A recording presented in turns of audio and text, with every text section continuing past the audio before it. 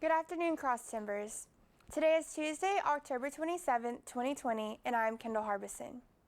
Annual Midnight Madness, local coronavirus update, and a plane crash all coming up next on Texan TV.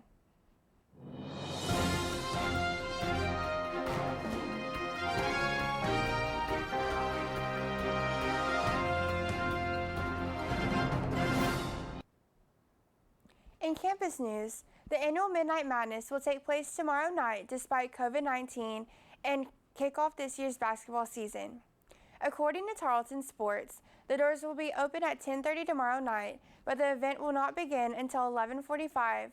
During the event, there will be a DJ, free t-shirts, and cash prizes to be won. Due to COVID-19 regulations, this year's Midnight Madness will look slightly different. However, fans can expect to be much more special since this will be the very first game Tarleton will be competing in on a D1 level. Tickets are free to students and are available at the Wisdom Gym ticket office on a first-come, first-served basis, today and tomorrow from 9 a.m. to 4 p.m.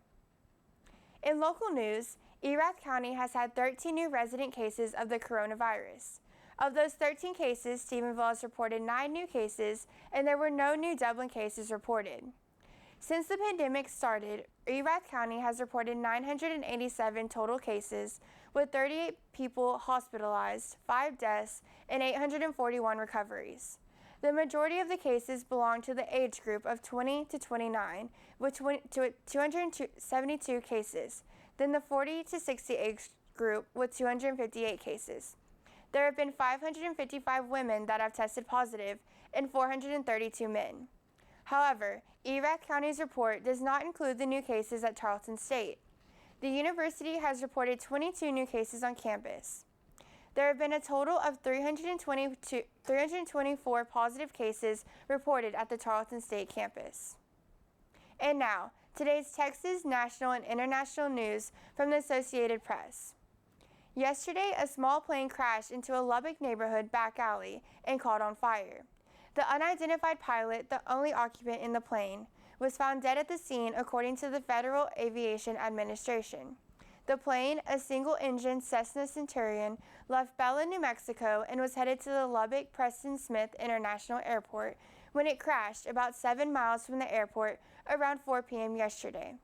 Although the cause of the crash has not been determined, the National Transportation Safety Board and the FAA are investigating.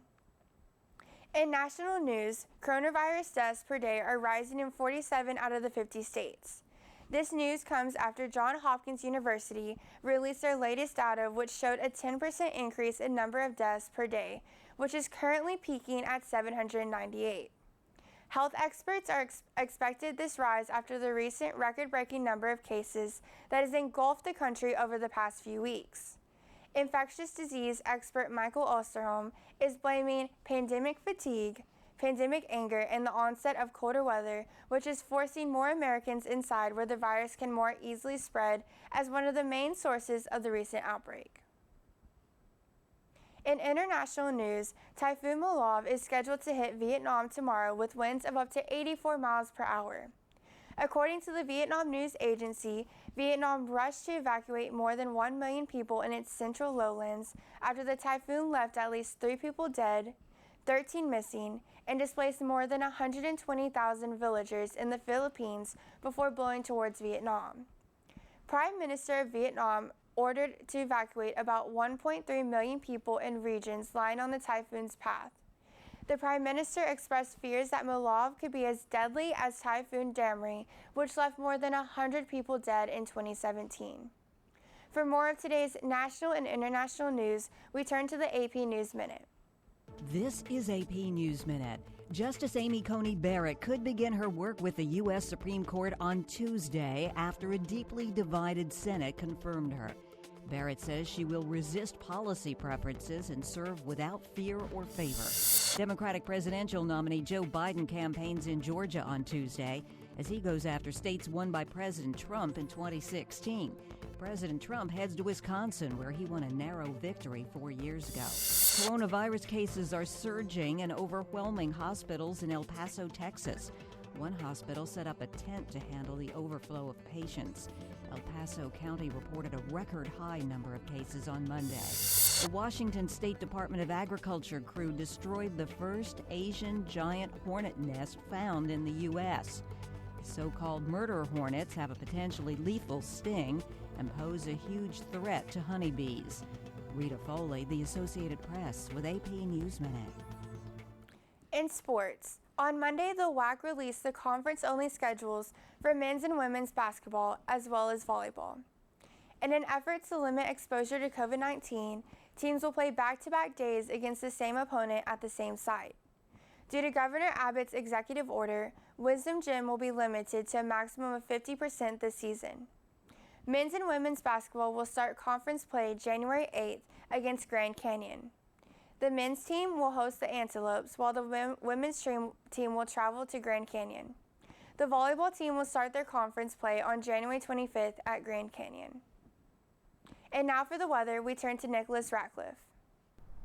Good afternoon, Texas. Today's weather is going to bring you a warm high of 36 degrees with a low of 34 degrees. Winds are reaching 20 miles per hour and there's a 50% chance of rain. Have a wonderful day, Texans. This has been a production of Texan TV News, a product of the Texan News Service from the Tarleton State University campus in Stephenville, Texas. Watch us live on Apogee Channel 2.1 in the dorms at 12:30 weekdays. If you live off campus, tune in on Northland Cable Channel 9. You can follow the Texan News Service on Facebook and Twitter, and check out our website at www.texannews.net for all of your latest local, state, national, and international news. Today's broadcast was produced by Maddie Reed, Cody Vanoy, Kendel Harbison, Nick Ratcliffe, and Jay Davis. Have a wonderful day, Texans.